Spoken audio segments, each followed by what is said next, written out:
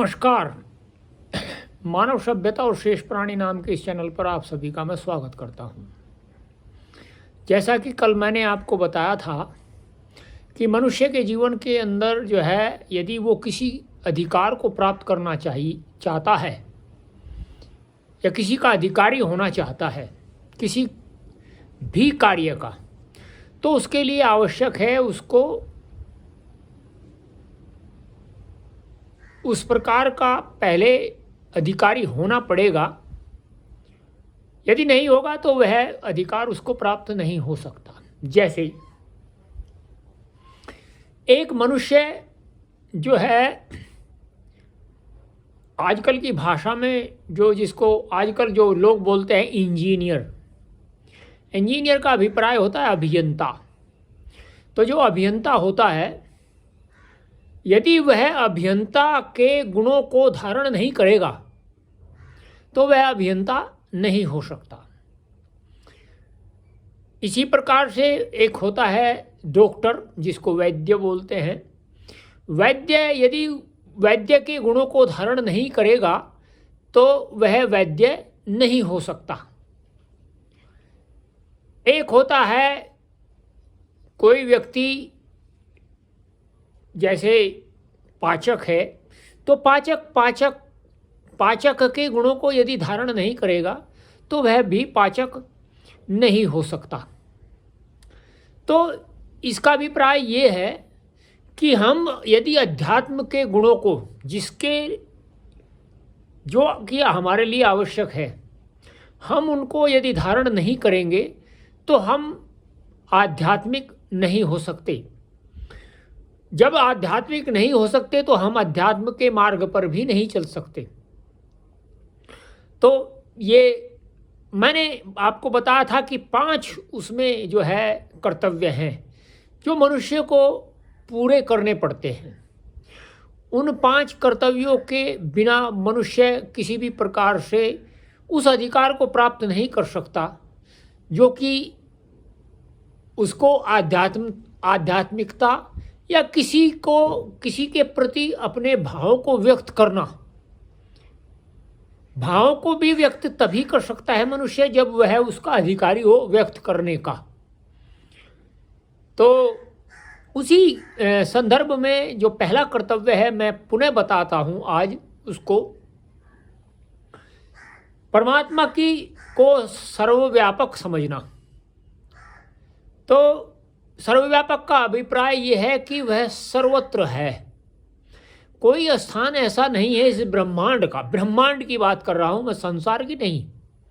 ब्रह्मांड और संसार में अंतर होता है। ब्रह्मांड में जो है सभी आते हैं, आकाश भी आता है, पृथ्वी भी आती है और अन्य लोकांतर भी आते हैं, चाहे वो कहीं भी हो, वो सभी ब्रह्मांड के अंदर आते हैं।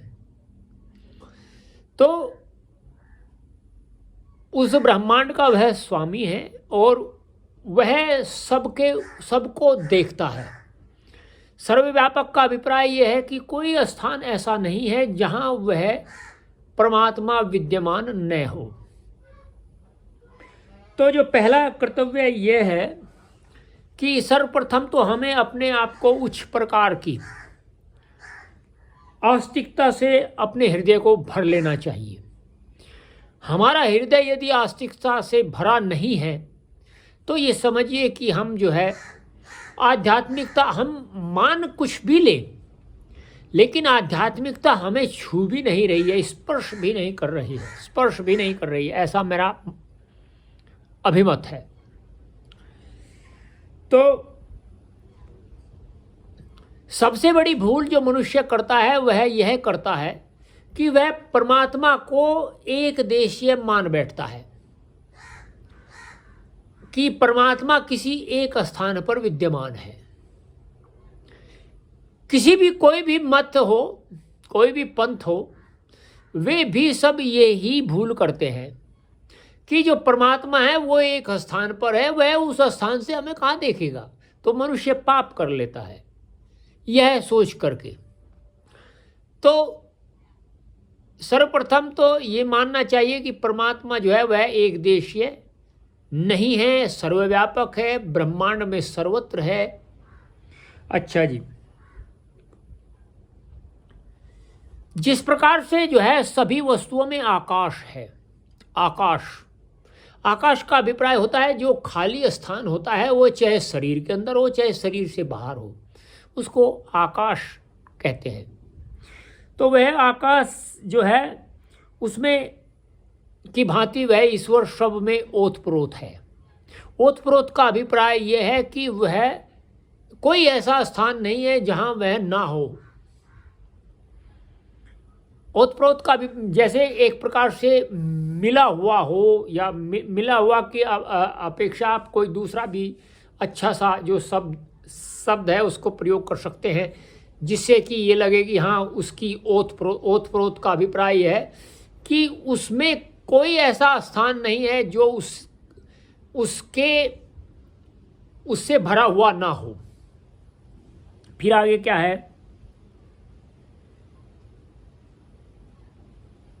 ऐसा भी कोई स्थान नहीं है या ऐसी भी कोई वस्तु नहीं है